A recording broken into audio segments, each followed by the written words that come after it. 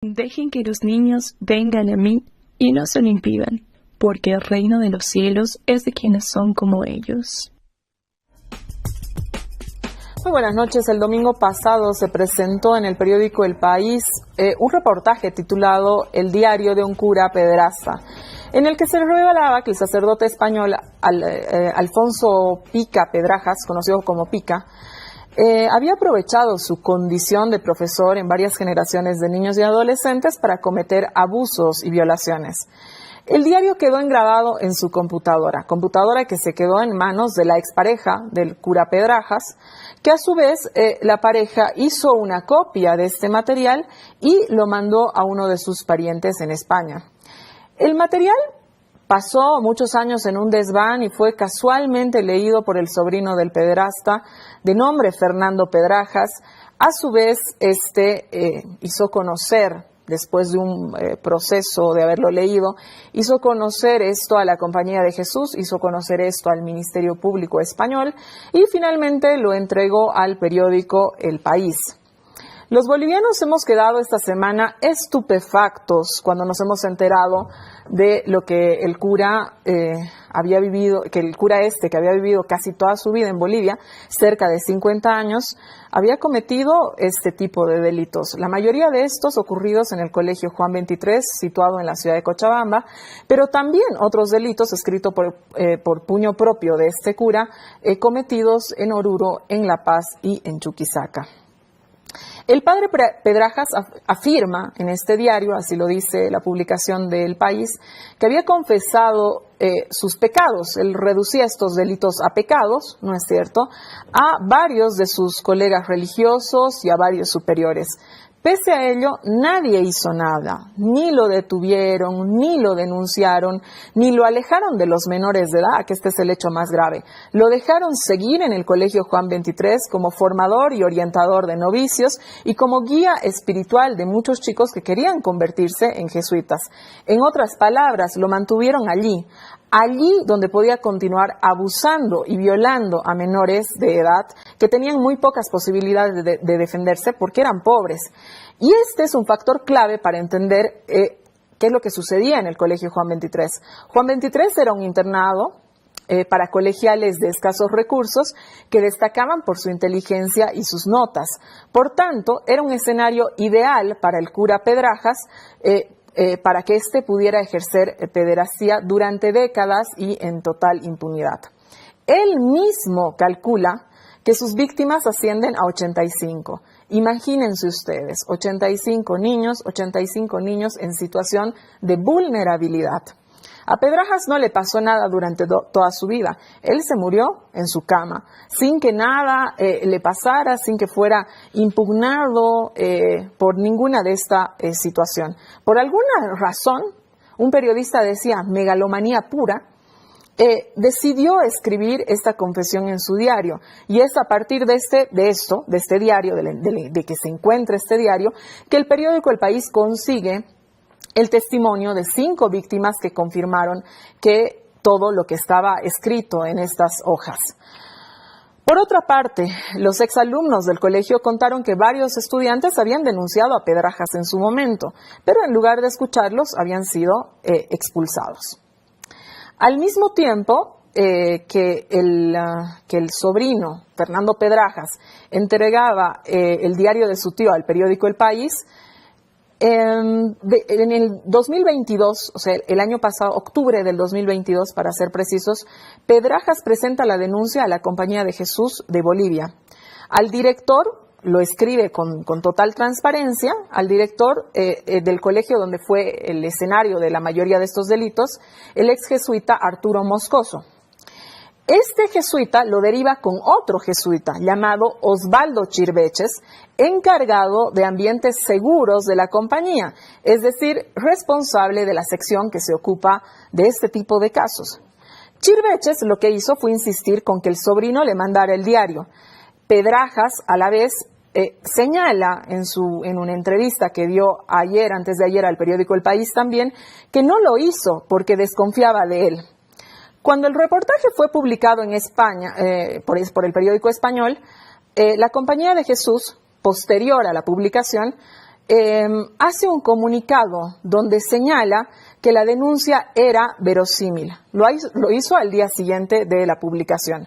Antes de la publicación no se había tomado ninguna medida, pese a que, como señala su propio comunicado, creía que esta denuncia era verosímil. Para mí es claro entonces que existen dos momentos de encubrimiento. El primer momento, por supuesto, el momento mucho más grave, cuando el cura actuaba y los jesuitas, y esto está con nombre y apellido puesto en lugares que son de acceso público, Marco Recolons y Ramón Alaix no lo detuvieron. Bien, volvemos. Dos momentos. El primero, que yo hablaría, que se podría hablar incluso de una complicidad, cuando el cura actuaba y los jesuitas Marco Recolons y Ramón Alaix no lo detuvieron, pese a que conocían lo que se hacía con los niños y ni siquiera lo apartaron de los muchachos.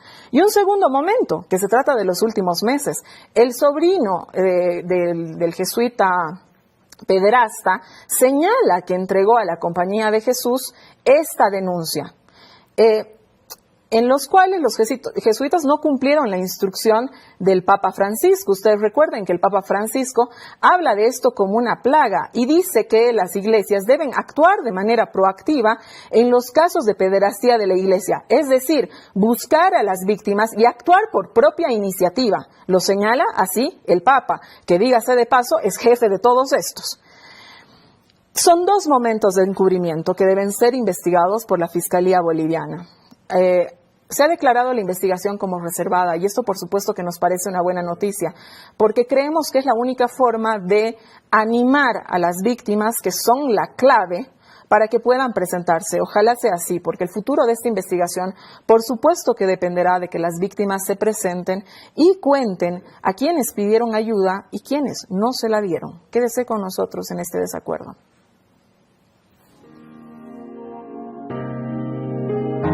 El tema que vamos a tratar hoy es un tema muy delicado y evidentemente voy a pedir a nuestros invitados que vayamos directamente a los hechos y que tratemos este tema comprendiendo que se trata de un tema que afecta evidentemente a personas, que mueve sensibilidades.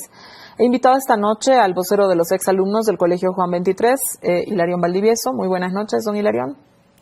¿Cómo está? Muy buenas noches. Susana. Muchas gracias por haber aceptado la invitación. Con nosotros también está la abogada de la Compañía de Jesús, doña Odalia Zurita. Muy buenas noches, bienvenida. Muy buenas noches, Susana, y mil gracias por esta invitación. Con nosotros está también la abogada y especialista en temas de protección de niñez, Ninosca Durán. Muy buenas noches, Ninosca. Buenas noches, muchísimas gracias, Susana, por la invitación. Bien, voy a empezar con usted, don Hilarión. Ustedes han dicho que mientras el padre Pica vivía, varios alumnos se habían quejado de ciertas situaciones, ¿no? Y que en lugar de ser escuchados, algunos incluso llegaron al extremo de ser expulsados u otro tipo de situaciones que hemos leído en las declaraciones que han hecho en las víctimas en este reportaje para acallar de alguna manera lo que parecía que estaba sucediendo. Quisiera que nos cuente a qué se refieren con esta declaración, que nos amplíe un poco, que nos cuente esa historia que hoy mismo está en la agenda y en la cabeza de cada uno de los bolivianos. Efectivamente, la convivencia que teníamos en el Colegio Juan 23, entre pasillos, pues se rumoreaba ciertos comportamientos anómalos en esta convivencia que había con relación al padre Pica y los exalumnos, en ese entonces los alumnos, pero como que no había mucho fundamento, porque las víctimas tampoco se manifestaron, dijeron a mí me ha violado o a mí me ha abusado, ¿no? O sea, no había esas confesiones de parte de los estudiantes. Sin embargo, pues sí, había ciertos rumores, ¿no? Es así que en algunas ocasiones, pues en algún momento se ha tenido que manifestar, pero sin prueba alguna, ¿no? Sin prueba alguna, solamente por los rumores que había y algunos compañeros no se han quedado callados y han tenido que manifestarlo de esa manera. y consecuentemente pues tuvieron que nomás ser expulsados del establecimiento. O en algunos casos, viendo la situación y el peligro o riesgo de que esa persona pudiera hacer fuera algo, pues tenían el retorno condicionado para que ya no digan nada más sobre el tema. Es menester aclarar la siguiente situación. Nosotros como menores de edad, ¿no? 12 y 18 años, pues prácticamente nos encontrábamos en una etapa de indefensión, toda vez de que a nosotros nos habían extraído de nuestros orígenes, de nuestras familias, y en muchos casos pues las personas vivían en lugares extremos donde el transporte era muy caro, la comunicación mucho más, ¿no? Entonces no había una comunicación fluida para poder establecer este tipo de relación con las familias. Por tanto, pues teníamos nomás que aguantar la situación dentro de lo que estuvimos viviendo en el colegio, ¿no? Un poco aislado de la familia también. Es menester también manifestar de que el señor Pedrajas era pues psicólogo, sabía cómo manipular a los muchachos en ese entonces. Y además de eso, pues no solamente era psicólogo, sino que era la máxima autoridad ejecutiva de la institución, era director del colegio. O sea, un respeto único para él, ¿no? Y no podías decir nada, porque obviamente todos pensaban de que él cuidaba la integridad física de los estudiantes. Sin embargo, pues vemos que no fue así. El padre también era un líder espiritual, ¿no? Hablaba mucho de la religión, nos comprometía en todo momento de que nosotros teníamos que tener valores. Hipócritamente vemos que ahora ese cura, ese señor pues vivió de la hipocresía para poder mantener un colegio de este índole. Don Hilarión, ¿de qué se trataban esos rumores? De las formas amaneradas que tenía él, ¿no? De que todas las veces, pues normalmente se le veía entre los hombres, o sea, más tenía cierta afinidad a las personas, a los hombres, y sobre todo pues a aquellas personas que quizás eran más desprotegidas en ese entonces, ¿no? Aquel momento, evidentemente usted lo señala bien, ustedes eran niños, efectivamente, y no se puede pedirle y exigirle a niños y a menores de edad que más todavía con lo que usted relata, ¿no es cierto? Un psicólogo, la máxima autoridad, es decir, ahí habían niños realmente indefensos, ¿no?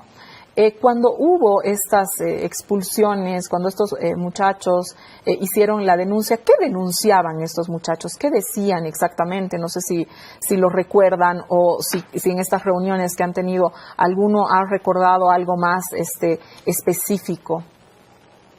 Eso específicamente lo vamos a presentar en el proceso, ¿no? En el proceso de investigación que se está realizando, ¿ya? Porque si han sido expulsados en muchas ocasiones, pues hemos tenido ya un alejamiento con la persona, no hemos tenido ya directa relación para que él pueda decir por qué se le ha expulsado, ¿no? Pero entonces cuando ya sea citado, pues él va a decir toda la verdad y ahí nos vamos a enterar de muchas otras cosas más.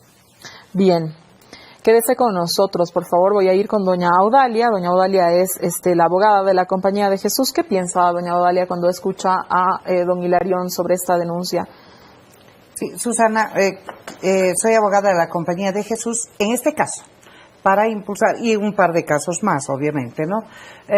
Para impulsar y para denunciar. En cuanto ha salido la denuncia o la publicación en el periódico El País, más allá del donde proviene el diario, etcétera, por el solo hecho de que el periódico El País hubiera entrevistado a 5 de las víctimas y tratarse de escritos a computadora, como fuera que hubiera realizado el sacerdote Pedrajas, la Compañía de Jesús ha dado por verosímil las versiones, porque de alguna forma también habían llegado ya otros 2 casos que si bien no estaban basados en el diario, sí eran denuncias que hacían referencia a agresiones sexuales que había inferido el sacerdote Pedrajas.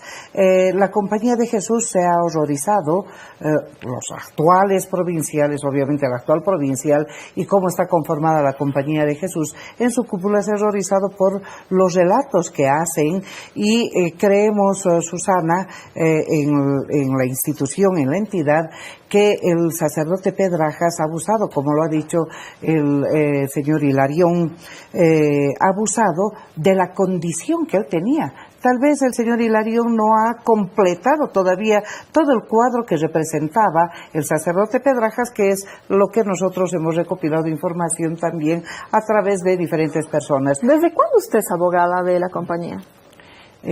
Hace un año, seguramente menos de un año, con un caso civil y un caso aislado también que se me ha contratado para opinar. Y este caso. El día domingo en la luna, el 1 de mayo en la noche me han contratado para este caso. De mayo, sí. Porque ahí hay una declaración, doña Odalia, donde usted señala que se han enterado por el periódico El País, ¿no es cierto?, que la existencia de este diario, pero eso no es cierto. Capaz si usted se ha enterado, ¿no? Pero no es cierto que la compañía se haya enterado de ese diario, porque si uno recoge el testimonio de Pedrajas, incluso luego... De Fernando Pedrajas, y luego las declaraciones de incluso los propios padres de la Compañía de Jesús, del padre Bernardo y toda esta cuestión, se dice que ya había un proceso abierto y además que había conocimiento sobre este diario. Sí. ¿No es cierto? Sí, sobre la existencia de un diario, no el contenido del diario. Fernando Pedrajas hizo llegar la denuncia, como usted ha referido en los antecedentes, hizo llegar la denuncia al director del Colegio Juan 23, con el que se comunica. El director del Colegio Juan 23 introduce una comunicación a la Compañía de Jesús a través del canal abierto que tiene para recibir este tipo de denuncias. E inmediatamente, en ese entonces, el sacerdote Chirveches, que era el encargado, el delegado para las investigaciones, le ha pedido al director del Colegio Juan 23 los datos de Fernando Pedrajas y se comunica con Fernando Pedrajas. Y le ha pedido, me imagino que los ha presentado al Ministerio Público porque ha rendido declaración informativa el padre Chirveches, le ha pedido por escrito, mediante correo electrónico, que le haga saber con quiénes tiene que hablar. La instrucción del Papa Francisco sobre el acompañamiento, la atención a las víctimas, dice precisamente eso, y tienen que ingresar inmediatamente en contacto con las víctimas para el acompañamiento, para conocer. Doña Odalia, usted es abogada y es una abogada muy reconocida. Usted sabe a la perfección que cuando uno quiere investigar, investiga. El periodo en el que el cura pederasta fue director del Colegio Juan 23 era un periodo conocido perfectamente por la Compañía de Jesús. De hecho, hubo un proceso de sanción, ¿no es cierto?, de este tipo de especulaciones en el que se lo mandó, lo dice el cura en el diario, en el que se lo mandó como castigo a Oruro, ¿no? Esa es otra parte de la información que conocemos.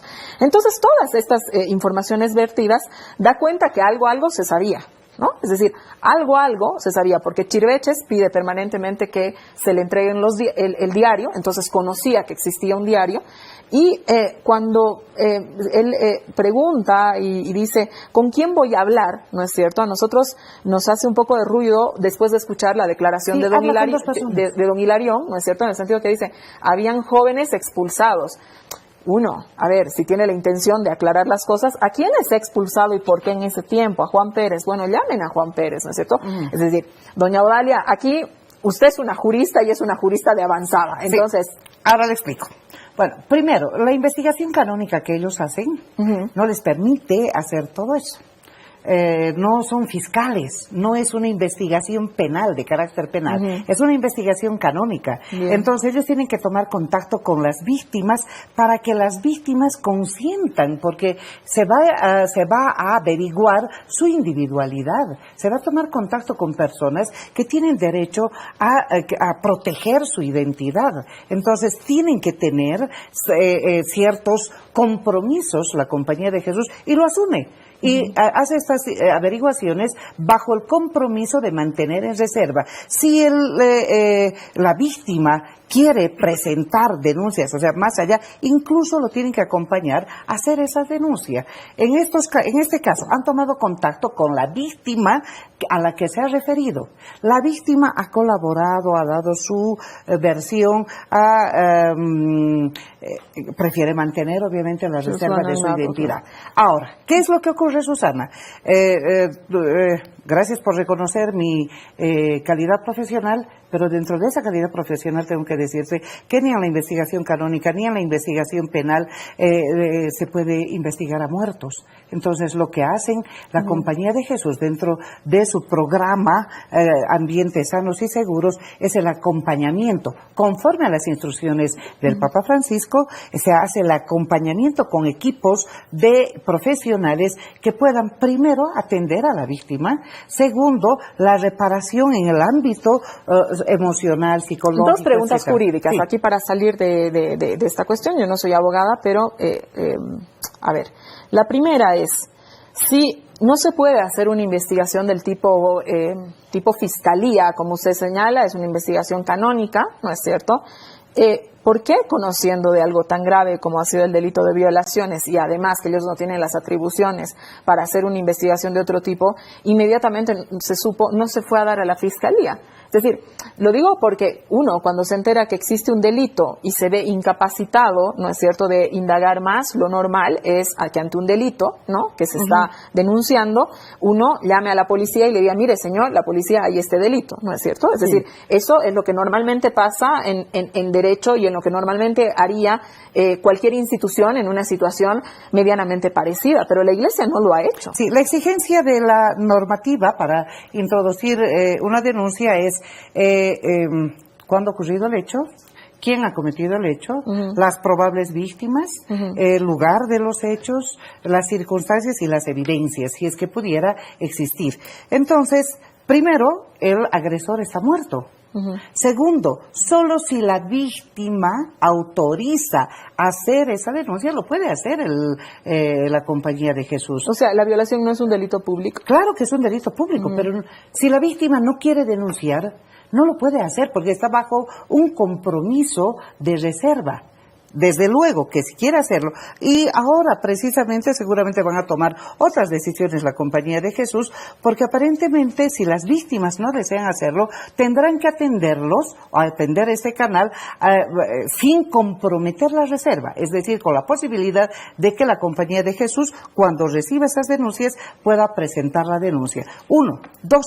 No existen pruebas, o sea, cuando la víctima no desea que se lo presente como víctima, no existe esa posibilidad de presentar un caso ante el Ministerio Público. Tercero, esto ha ocurrido en octubre del año pasado, entre agosto, octubre, mientras hagan las averiguaciones, etcétera. Los informes se han realizado en febrero de este año, cuando recibe el padre Bernardo, y él ha ordenado que de todas formas se investigue para que en su caso se denuncie al Ministerio Público. Bien, pero todas las actuaciones que se ha tenido, ¿no?, de parte de la compañía, ¿no es cierto?, han sido posterior a la publicación. Es decir, Pedrajas sobrino, Pedrajas denunciante, señala que se tenía entre agosto y octubre esta información, los jesuitas en Bolivia conocían esta información, y todas las acciones que usted menciona, ¿no es cierto?, que ha hecho públicas, etcétera, se hacen de forma pública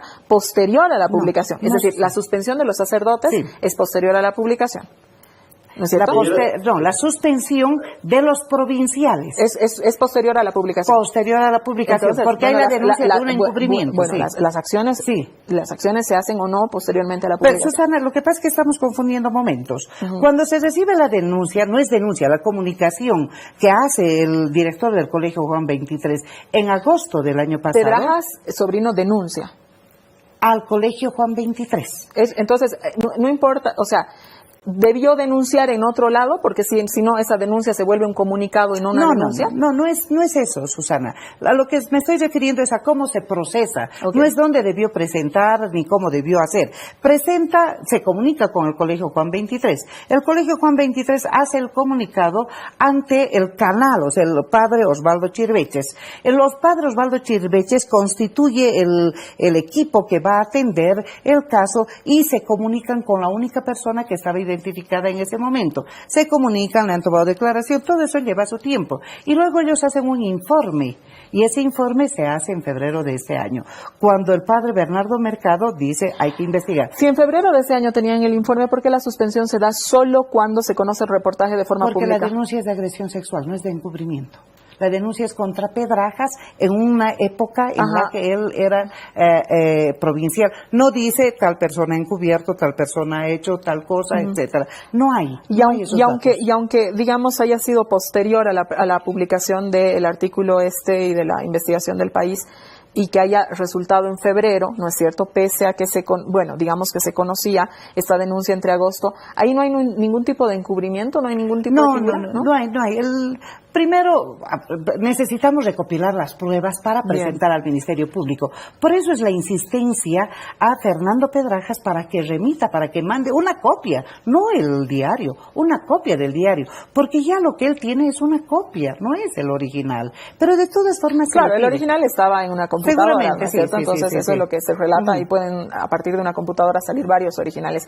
Ninosca, ¿qué efecto tiene para una persona menor de edad sufrir violaciones y abusos? ¿Qué pasa cuando alguien a edad temprana recibe este tipo de agresiones? A ver, Susana, yo creo que hay que empezar a derribar mitos en este tema.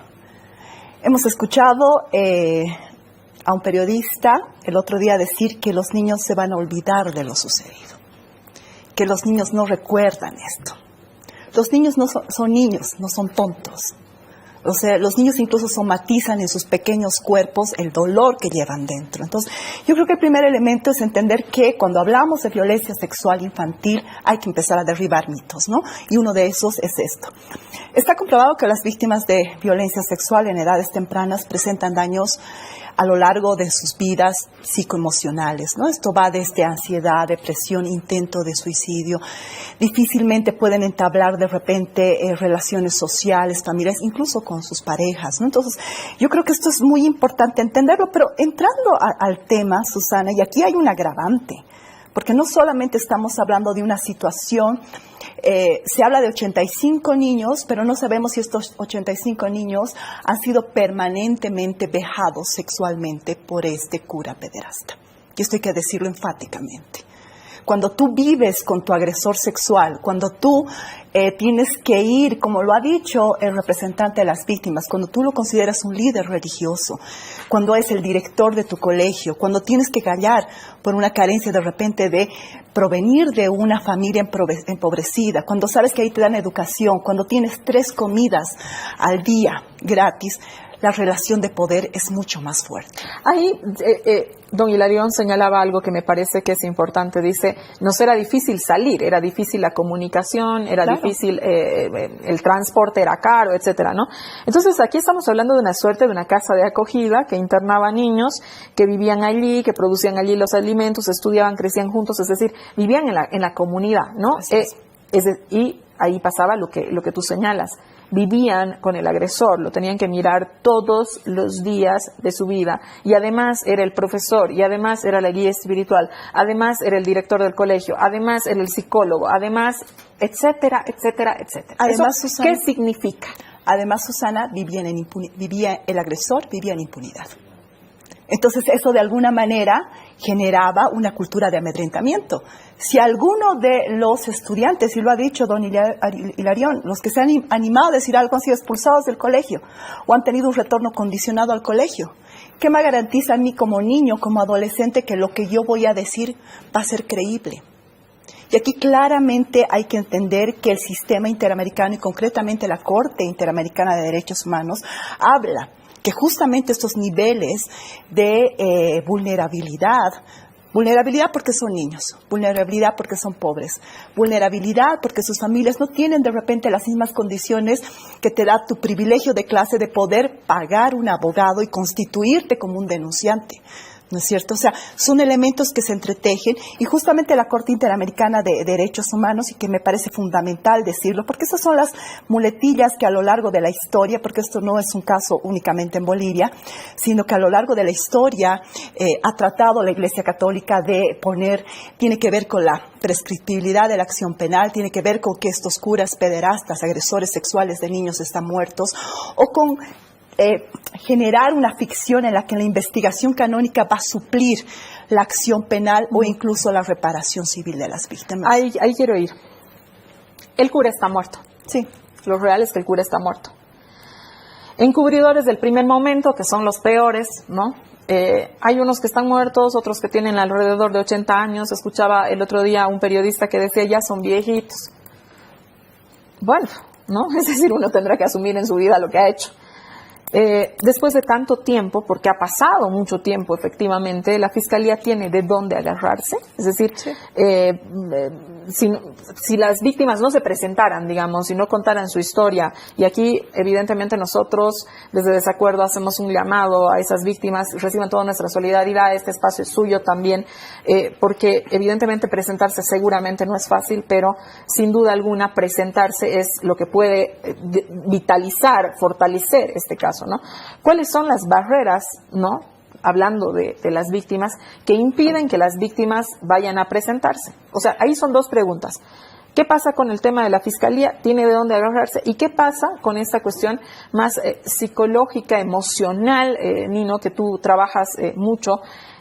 Cuando le toca a una víctima luego de, no sé, 30, 40 años después presentarse, una víctima que además tiene familia, una víctima que probablemente, no sé, que probablemente ha construido su vida de otra manera y que es un episodio doloroso y que muchos por ahí no quieren recordarlo, no quieren revivirlo, no quieren estar en esta exposición pública, ¿no?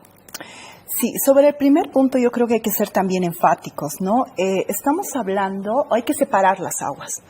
Por un lado estamos hablando de un delito cuya autoría está señalando a Alfonso Pedrajas, un cura que además sistemáticamente ha generado una violencia sexual y se ha apropiado del cuerpo de estos niños. Esto es una autoría. Y aquí no me va a dejar mentir la doctora Audalia Zurita, a la cual yo respeto mucho. Emergente de una conducta de tipo penal no solamente es la autoría, sino es el encubrimiento y también es la complicidad. Entonces, hay casos interesantes, precedentes en la región. Chile ha reparado a víctimas de un caso que de repente más adelante lo hablamos, pero que tiene que ver justamente con la inacción de la Iglesia Católica.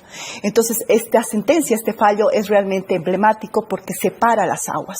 Hablamos de la autoría y la persecución penal en relación al cura pederasta en este caso, pero también la inacción de la Iglesia Católica, de todo este deber de cuidado, de toda esta protección reforzada que tiene que dar, porque eran educadores de los niños. Y esto es bien importante entenderlo, ¿no es cierto? Claramente ya hay jurisprudencia sobre esto.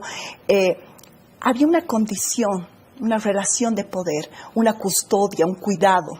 Entonces esto hace que incluso se asemeje a elementos, en el Estatuto de Roma lo dice claramente, de tortura, vejaciones sexuales en el tiempo y la impunidad que le da con esta inacción, con esta omisión, la Iglesia Católica. Hay precedentes no delitos solo de lesa humanidad no prescriben, Nina. Por eso. ¿Esto es calificado como un delito de lesa humanidad? Sí, yo creo que hay que escuchar a las víctimas, pero eso es muy importante, ¿no? Esto es muy, muy importante y quizás es lo más duro, que las víctimas puedan romper el silencio, ¿no? Y especialmente si no hay condiciones en que el Estado pueda garantizar protección y confidencialidad para que las víctimas puedan presentarse y ayudar, en este caso, al Ministerio Público.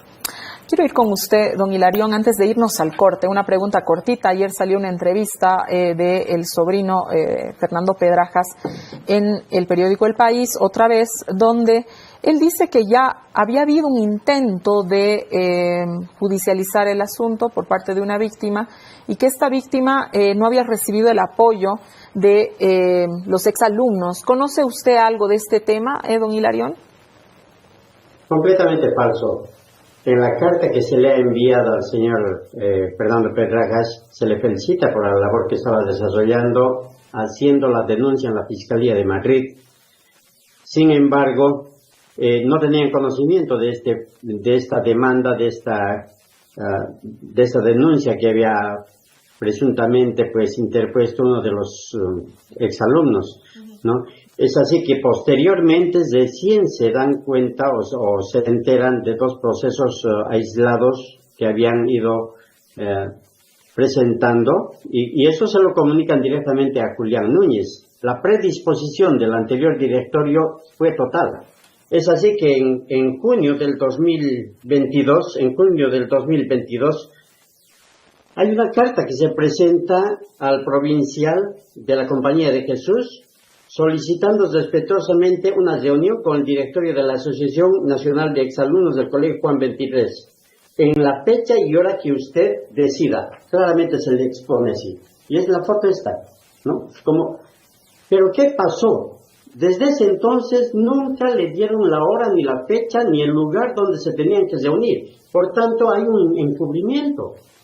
No es que los exalumnos pues no se hayan enterado de esta situación. Siempre se les ha dado, y en la carta misma que se envía a Fernando, se le dice, le felicitamos por la labor que está haciendo, por la labor que está realizando, denunciando esta situación. Nosotros estamos bien comprometidos con esto y lo vamos a llevar adelante. Bueno, pero cuando ya se solicitó la documentación, puso unas cláusulas tremendamente atentatorias contra la seguridad económica de la institución, porque una filtración de la información pues eran sanciones penales que se tenía que establecer. Por esa situación es que dejaron que esto vaya transcurriendo. No obstante así, el 12 de junio también presentaron otra nota donde están solicitando claramente la investigación. Y no solamente al autor, sino a los encubridores de ese entonces. Tenemos conocimiento que ha habido encubrimiento. Tenemos conocimiento porque se han realizado reuniones y constantemente el padre Vila iba ahí, allá, era de la Defensoría Nacional de la Infancia. Entonces, ¿a qué jugamos? O sea, una cosa es que nosotros sí los respetamos a la Compañía de Jesús como institución porque ha hecho todas las labores dentro del país, ¿ya? Y otra cosa es que hay personas infiltradas o metidas en la Compañía de Jesús que están haciendo daño a la misma compañía y a la sociedad boliviana. Yo le quiero preguntar a la doctora, tengo conocimiento que Marcos Zelada era su primo. Y ella vivía cerca a Villa Granado, ¿no? En ningún momento le ha contado nada respecto a la vivencia que tenía dentro del Colegio Juan 23. ¿Puedo responderle? Sí, claro que sí, por supuesto. Sí, no solamente he conocido a Marcos Zelada, que es mi primo. Mis abuelos eran vecinos del Colegio Juan 23. He conocido también al padre Pedrajas, muy de paso, podríamos decir, porque él llegó ya cuando mi primo Marco estaba ya adolescente y él ha dejado el colegio casi a un año de que llegó el sacerdote. Nunca ha comentado, por el contrario, lo he llamado recién, hemos hablado con él y él le voy a comentar más o menos lo que ha indicado. Él dice, no se conocía exactamente qué es lo que hacía. Lo que pasa es que el padre, el sacerdote Pedrajas, era un líder no solamente espiritual, con muy buena formación, sino además era guitarrero, fumaba con los chicos, además tenía muy buena formación política y era un guía político. Había una suerte de ideologización al interior del colegio, porque él era tercermundista, con la teología de la liberación, se decía comunista, etcétera. Entonces, atraía a los chicos, ha generado un ambiente muy agradable para ellos, de modo tal que ha podido confundirse y ha podido pasar esa circunstancia. Y efectivamente, yo he asistido a una misa en la que el sacerdote Pedrajas en el colegio Juan 23 se dirige a la comunidad y exalta en la comunidad la necesidad de reclamar sus derechos, etcétera. Es decir, ha sido una persona que se ha rodeado de muchísimas virtudes para generar confianza en sus víctimas. Para generar, este es un perfil, ¿no? Es un perfil, es un perfil. O sea, ustedes son abogadas y este es un perfil. Si me permites terminar, Susana. Me tengo que ir a un corte. Ya. Me tengo que ir a un corte. Volvemos en un momentito más. Quédese con nosotros en este interesante desacuerdo. Volvemos a este programa que nunca hubiéramos querido hacer en realidad, ¿no? Es decir, es un programa donde se está virtiendo mucha información interesante. Es un programa en el que, como línea editorial, declaramos un apoyo y respaldo total a las víctimas. Pero definitivamente no es un programa que nos hubiera gustado hacer. Audalia, vuelvo contigo. El arzobispo Centellas, vicepresidente de la Conferencia Episcopal, ha declarado que lo que hizo el padre Pedrajas, 85 niños, es un error. ¿Usted cree que se trata de un error? No, obviamente son delitos. Bueno, esta mañana también el Leige señala y dice exactamente lo mismo, ¿no? Es decir, estábamos ante un error, por un error de uno, ¿no? Es como, es decir, uno sabe el peso de la palabra de los curas. Claro, no, definitivamente son delitos. Me imagino que la Conferencia Episcopal tiene sus asesores, corregirán su pronunciamiento, no sabemos. Pero definitivamente son delitos en los que ha incurrido el sacerdote Pedrajas. Y si ha habido encubrimiento de los provinciales de ese entonces o de otras personas de la Iglesia, también es delito. El encubrimiento es precisamente eso, ayudar a una persona cuando se ha cometido el delito a eludir la acción de la justicia o no denunciar cuando tenía obligación de hacerlo. Y esa obligación de hacerlo está también en el código de forma específica, son funcionarios públicos, servidores públicos, los trabajadores en salud principalmente. Se libera a quienes reciben la información bajo secreto profesional. Ninoska, ¿qué es la reparación integral de las víctimas? Hemos escuchado muchísimo decir a mucha gente, hablamos de la reparación integral de las víctimas. ¿Qué es eso? Explícanos, por favor. Solamente quiero añadir un tema, ¿no? Creo que es muy importante entender que hay obligación de denuncia, ¿no? O sea, que cualquier tipo de procedimiento o investigación canónica no convalida la obligación que tiene todo ciudadano al conocer la vulneración de derechos de niñas, niños y adolescentes. Esto está enmarcado en tratados y convenios internacionales que forman el bloque de constitucionalidad, mandatos constitucionales. Entonces, eso claramente hay que ponerlo en mesa también, ¿no? O sea, no hay una situación de primero investigamos dentro de la Iglesia y después vemos qué es lo que pasa, ¿no es cierto? Entonces, creo que esto tiene que quedar muy claro. A la pregunta, Susana, yo creo que es muy importante entender lo que está pasando en Chile y voy a ser reiterativa en el tema de Chile por dos elementos claros. El primero tiene que ver con un informe que realiza el Comité de los Derechos del Niño, que es el órgano de tratado de la Convención de los Derechos del Niño, que es el tratado de derechos humanos que rige en casi todo el mundo. Le ha dicho Ginebra, Naciones Unidas, este Comité de Derechos del Niño, en respuesta al informe sexto y séptimo combinados a Chile, la necesidad que Chile conforme una comisión de la verdad, y lo dice así, voy a leer tal cual está la recomendación. Este informe es del 22 de junio del 2022, es reciente, y le dice Ginebra, el Comité de los Derechos del Niño, creación de una comisión de la verdad, independiente, imparcial, con financiamiento para estudiar todos los casos de abuso sexual cometidos en entornos institucionales, incluyendo aquellos cometidos en el seno de la Iglesia Católica. Este es un precedente muy importante. Porque de alguna manera, y aquí también hay un riesgo, Susana, y hay que decirlo, porque el Estado tiene que accionar. No solamente podemos mirar la inacción de la Iglesia, sino también el Estado tiene que responder adecuadamente a las víctimas. Boric, de alguna manera, Gabriel Boric, el presidente de Chile, ha declarado la necesidad de que esto se haga realidad. ¿Y por qué quiero poner como antecedente? Porque ya lo hemos dicho, o sea, las víctimas pueden ser adultos ahora, pero recuerdo el trauma está en sus cuerpos, está en su vida, está en lo que hacen y lo que no hacen. Entonces es muy difícil denunciar. Hablar de lo que te ha causado dolor mucho tiempo no es fácil. Generar una comisión imparcial, y lo ha hecho también Francia, por ejemplo, en la que se ha reparado a víctimas, tiene que ver Estados con Unidos también se ha reparado recientemente una suma millonaria, se ha pagado muchas víctimas, ¿verdad? Y justamente tiene que ver con estos elementos. Uno, obtener la capacidad de que se conforme una instancia que pueda recuperar el testimonio de las víctimas con plena seguridad y protección.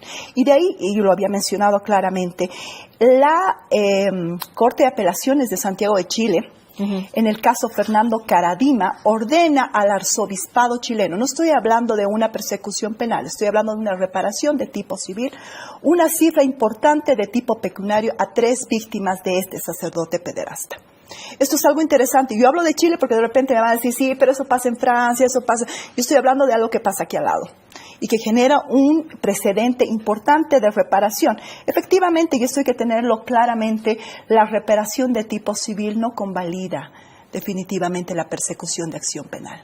Pero sí es bien importante entender que la sentencia establece que la indemnización está referida exclusivamente al hecho propio de la Iglesia y no a las acciones de abuso y de pederastia de este sacerdote.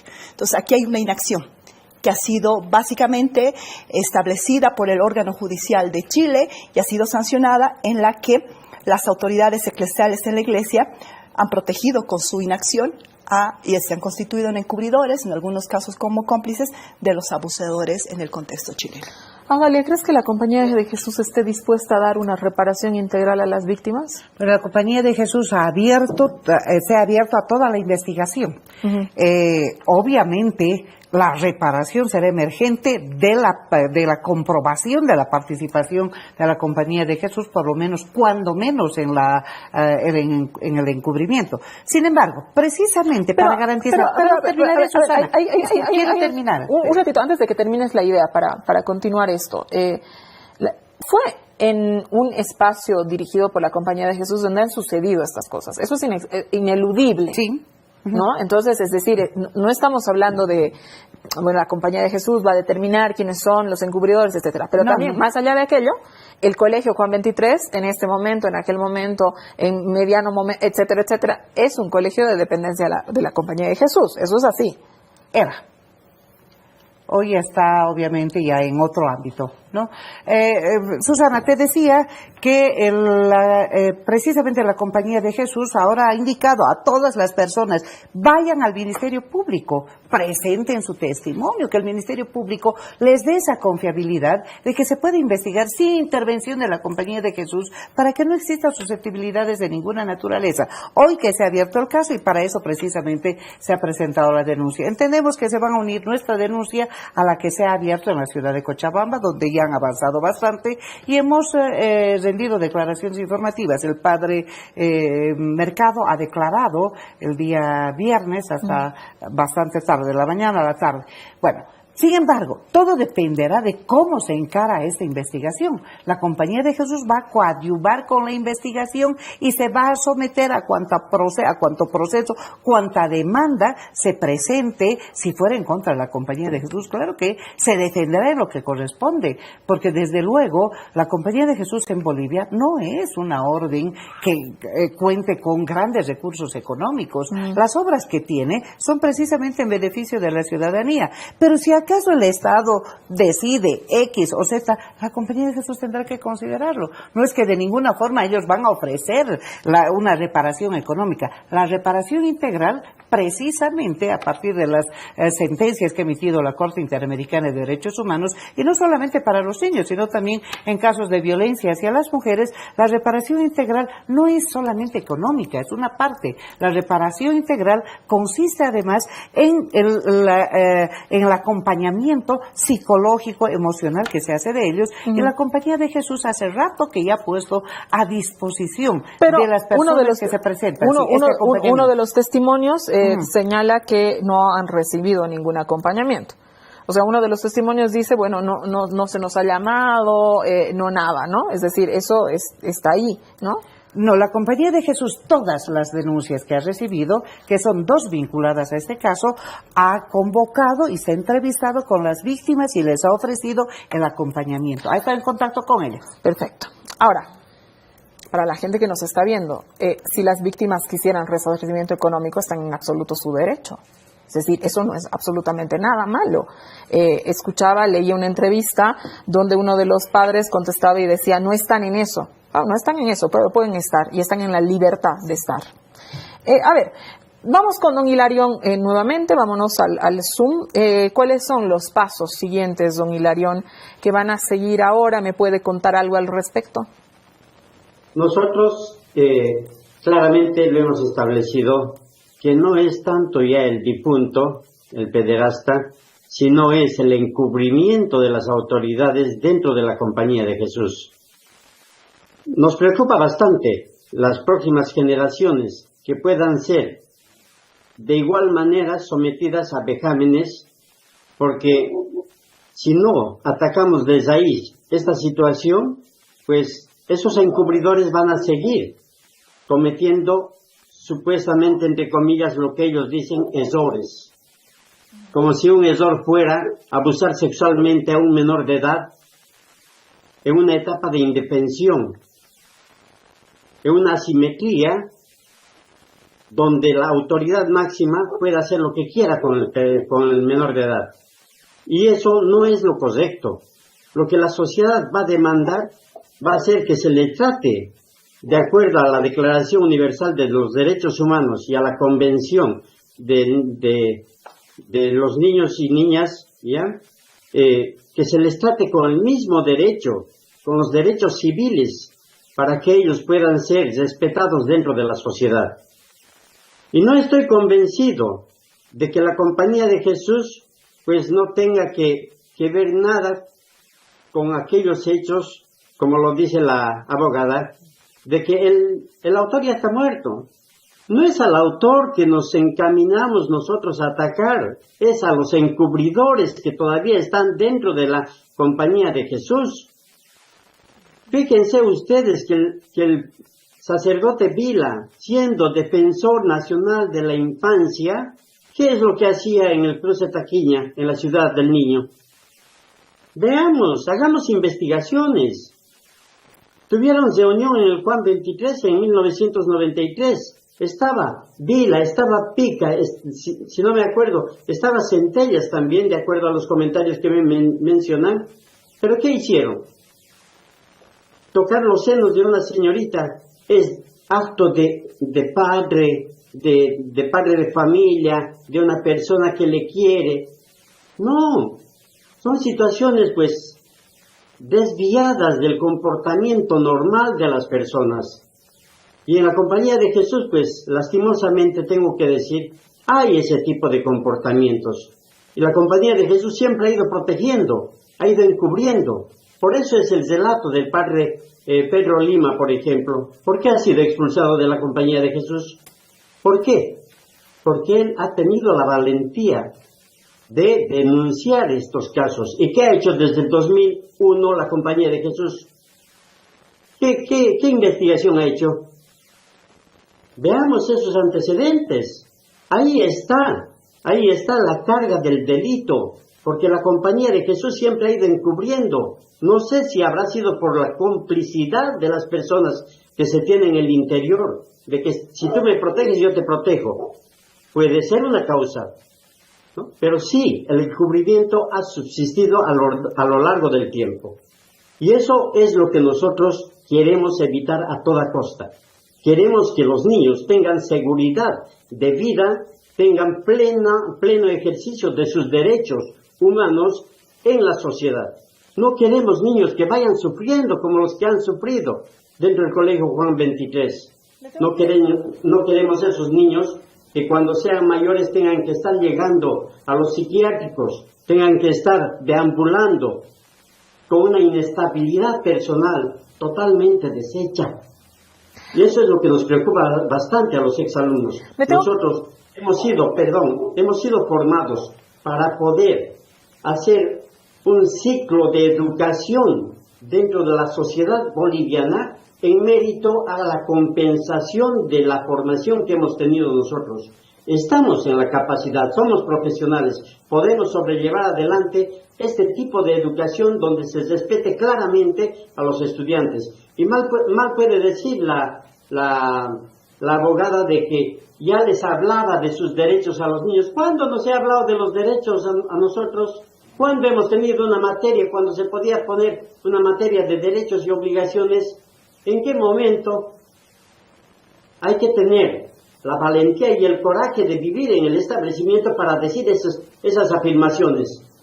Porque no es tan fácil mencionar y generalizar a partir de una Eucaristía donde se dice se van a defender. Falso. Me tengo que ir a un corte y antes de irme nuevamente al corte, quiero nuevamente ratificar e insistir que aquí hay un llamado a las víctimas de Pedrajas. Que las víctimas se presenten es lo que puede hacer la diferencia, es lo que puede acabar con la impunidad, es lo que puede lograr la reparación. Ustedes la merecen y esto es solamente la punta del iceberg, naturalmente. Hay muchas cosas más que están pasando. Esta noche hemos hablado del tema del caso Pedrajas. Me tengo que ir a un corte y vuelvo ya con la salida y las conclusiones y a despedirme de mis invitados.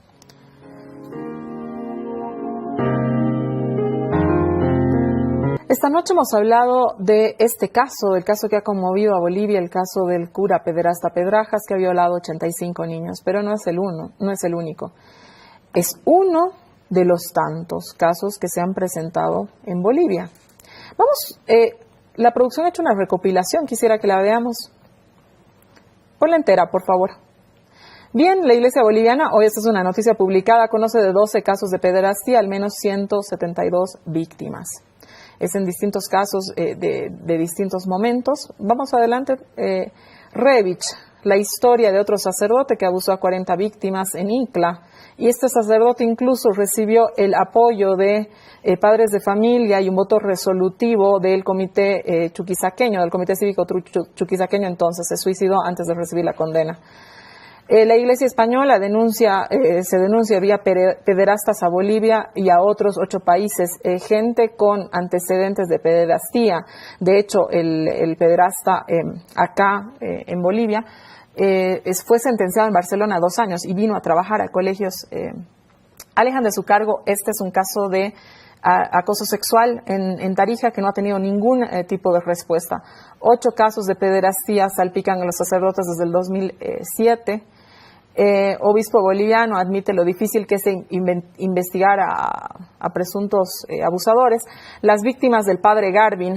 Esto es un tema en Tarija que todavía sigue abierto, no dan ninguna respuesta. Milton Murillo se fue a España luego de recibir una denuncia de los novicios. Los novicios, además, a la vez, esto lo presentó a Unitel en Tarija, denuncia que han sido incluso con intentos de soborno de 50.000 bolivianos a cada uno para que dejen de hacer la denuncia. La Fiscalía en Tarija anuncia que va a actuar de oficio.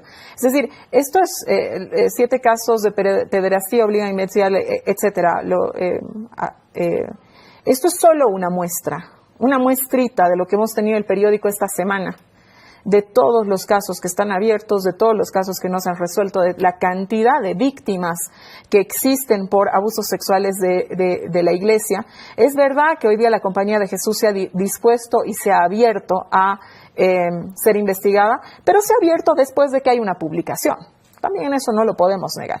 Después de que existe la denuncia hecha por Julio Muñoz, ese reportaje a propósito del diario que se ha encontrado, la Iglesia la Compañía de Jesús se abre a ser investigada. No es antes, señores, se abre después. Finalmente, no quiero irme sin relevar la labor de la Procuraduría, Wilfredo Chávez. Ojalá que tenga la fuerza y el apoyo del resto del Estado para conformar una comisión de la verdad, quizás tal cual se ha hecho en Chile, sobre tantas violaciones a los derechos humanos cometidas por sacerdotes, especialmente contra niños, niñas. Esta plaga, así le ha llamado el Papa Francisco, debe detenerse y no se podrá detener sin el concurso de las víctimas y sin el apoyo efectivo de un Estado que esté del lado de las víctimas, no de otro. Gracias por haberme acompañado esta noche en Desacuerdo. Don Hilarión, buenas noches, gracias por haberme acompañado.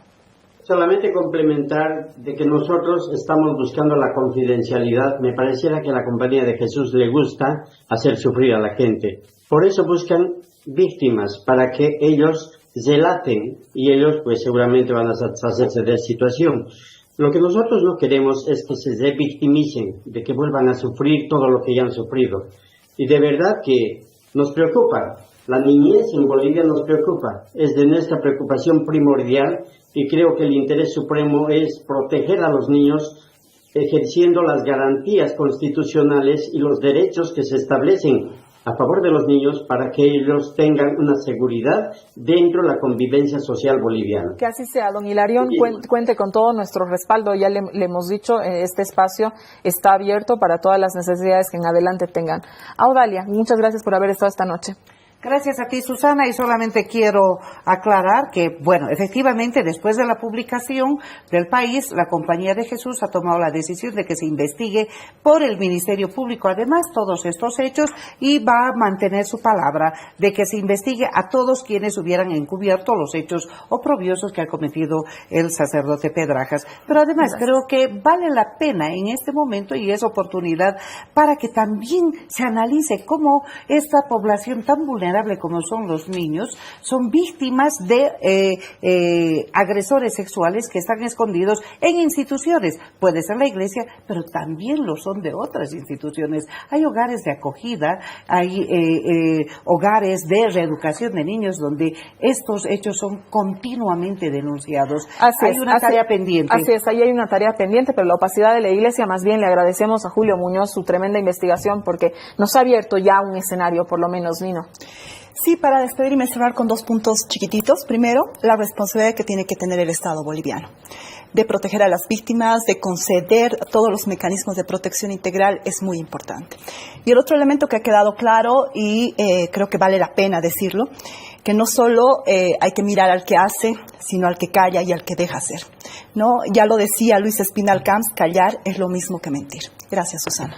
Gracias a todos ustedes por haberme acompañado. Cumplimos un año esta noche en Desacuerdo, 52 programas, 101 invitados y bueno, un público maravilloso que nos ha acompañado todo este primer año. Muchísimas gracias por todo este seguimiento, por todo este apoyo, por todo este abrazo. Este es un programa que esta noche no nos hubiera gustado hacer. Estamos en la obligación de, vamos a continuar dándole seguimiento porque definitivamente, la Iglesia Católica es una de las instituciones más opacas. Celebramos que por fin una investigación hecha por el periódico El País, periodista Julio Muñoz, haya posibilitado a que por lo menos un grupo de víctimas vea un camino de justicia. Buenas noches.